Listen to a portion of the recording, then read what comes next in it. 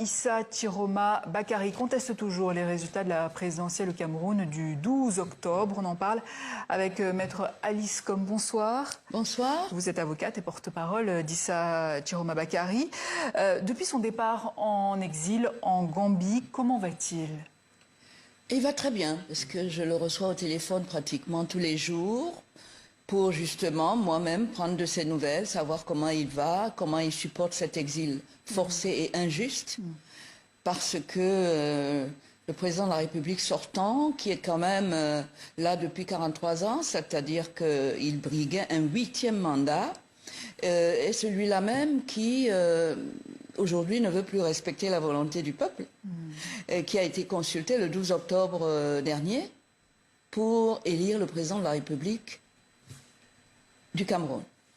Surprise, là où on n'attendait pas, c'est M. Issa Chiroma qui, effectivement, a fait une magnifique campagne tout le long de sur tout le pays, toute l'étendue du territoire. Tout le monde l'a vu, il a drainé des foules immenses. Et c'est non pas M. Kamto qu'ils avaient pris le soin d'éliminer, tellement ils voulaient absolument que ce soit M. Biya. Ils ont tout balayé, et puis arrive Zoro, Issa Chiroma, sur qui la majorité des Camerounais a porté son choix pour qu'il soit le président de la République du Cameroun pour les 7 prochaines années. Et c'est ce qu'il revendique, Issa Chiroma Bakary, qui avait appelé aussi à des opérations ville morte, mouvement de contestation, qui semblent faiblir. Difficile de ne pas se décourager quand le leader que les manifestants soutiennent est en exil et absent aujourd'hui.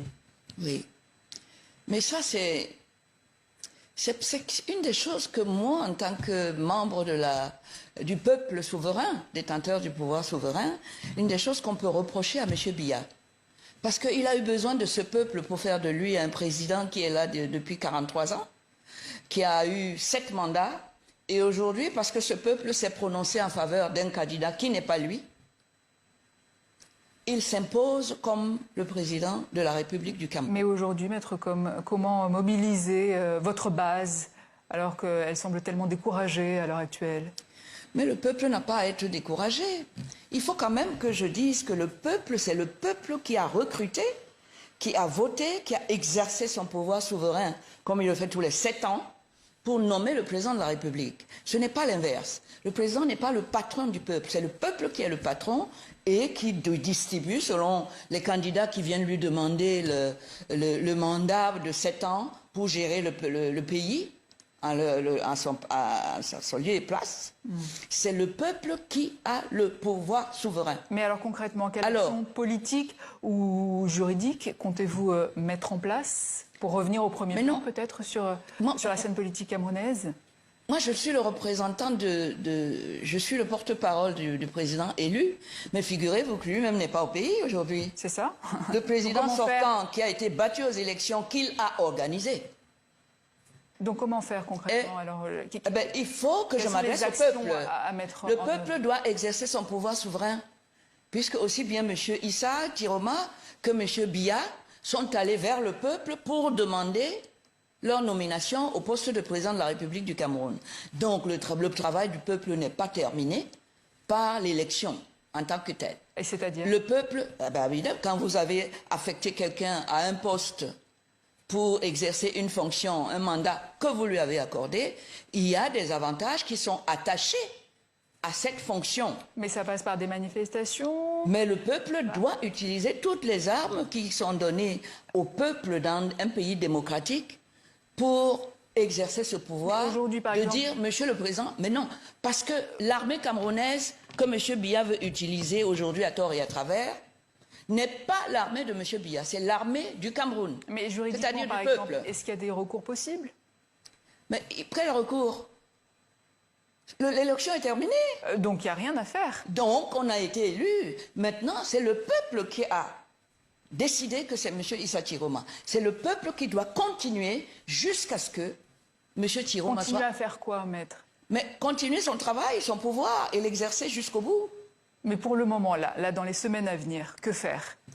Ce n'est pas moi qui vous le dis. Je vais demander au peuple d'aller jusqu'au bout Parce qu'aujourd'hui, on pense que quand on a élu un président de la République au cours d'une élection, donc quitte à c'est pas le candidat. Quitte à manifester encore et quitte à risquer sa vie peut-être. Alors, on doit subir la dictature d'un individu? Ce n'est pas un peuple, ça, pour moi. Je n'appartiens pas à ce genre de peuple. Le peuple a le pouvoir souverain sur le président de la République. Il doit l'exercer et amener, forcer le président de la République à quitter le pouvoir pour qu'on installe celui que le peuple a désigné lors des élections du 12 octobre. Alors, le peuple doit toujours montrer que c'est lui qui est plus fort que le président de la République. Depuis les élections, il s'en est passé des choses au Cameroun, la mort en détention d'Anis Ekané, des arrestations d'opposants. Comment réagissez-vous à cela? Vous savez, quand le président Biya doit se sentir justement mal dans sa peau. Parce que pour être sûr de gagner cette élection, il a fait arrêter le président Ekané, qui aujourd'hui est décédé, en détention à la gendarmerie, à Yaoundé.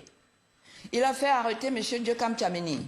Il a fait arrêter un autre monsieur dont j'oublie rapidement le nom. Pour que justement, ces personnes-là ne puissent pas conduire le peuple souverain jusqu'au bout de la décision qu'il avait à prendre lors des élections. Ce n'est pas pour rien. Pardon? Vous parliez de peuple, le parti d'Issa Chiroma Bakary, le FSNC, a boycotté les élections régionales du 30 novembre. Envisagez-vous d'étendre ce boycott aux législatives et municipales à venir en 2025? Mais ce n'est pas le parti qui... C'est le peuple qui est souverain, c'est ce que je viens de vous dire. Ouais. Nous, les dirigeants mais justement, le peuple a ce pouvoir de boycotter. Non seulement de boycotter, mais de contraindre son mandat. C'est lui le mandataire, le président de la République. Il n'est pas le mandant. On ne peut pas laisser un individu s'asseoir sur la tête du peuple et diriger le peuple. C'est l'inverse. Vous croyez à un possible changement Mais je vais demander au peuple d'aller jusqu'au bout. Quand le président de la République nomme un fonctionnaire à un poste, qu'il l'éloigne de sa maison, qu'il le déplace vers une autre localité, on lui donne un billet d'avion, titre de transport pour lui et sa famille. On lui donne un logement, et ce logement s'appelle le Palais d'Etoudi. Le peuple doit aller jusqu'au bout du processus qui a commencé le 12 octobre. Alors, oui, il y a effectivement... Ce n'est pas le candidat qui a cette charge-là. Ce n'est pas le candidat, c'est le peuple. Mais est-ce que vous Donc, il faut demander au peuple d'aller jusqu'au bout de sa logique, jusqu'au bout de son pouvoir. Est-ce qui a commencé, Maître Alice Ngom, vous attendez quand même quelque chose des instances régionales, continentales, je pense par exemple à l'Union africaine ou autre? Écoutez, il faut d'abord que ce soit le peuple camerounais qui a voté, hein. Moi, je demande... Après, lorsque le peuple camerounais sera en train d'exercer ce pouvoir, d'amener à Etoudi la personne qui est sortie des vainqueurs des urnes le 12 octobre 2025, à ce moment-là, s'il y a des problèmes, la communauté internationale avec laquelle on partage les valeurs de la démocratie, des droits de l'homme, etc., doit se sentir interpellée à ce moment-là et appuyer l'action que le peuple camerounais a commencé. Parce que c'est une action qui repose sur les mêmes lois internationales qui sont votées à New York, aux Nations Unies, l'Union africaine, et que ça concerne tout le monde. Et que ce sont des lois qui doivent être respectées par tous. On ne peut pas imaginer qu'on puisse dire, oui, vous pouvez tous respecter les lois internationales qui sont au-dessus des lois nationales chez nous. Hein. Le principe de la hiérarchie des formes. Oui, oui, on ne peut pas dire, oui, il faut respecter ça, mais M. Biya, vous êtes dispensé de le faire. Ce n'est pas possible. Merci Alice Ngom à vous. Je rappelle que vous êtes avocate et porte-parole d'Issa Chiroma Bakary. Merci.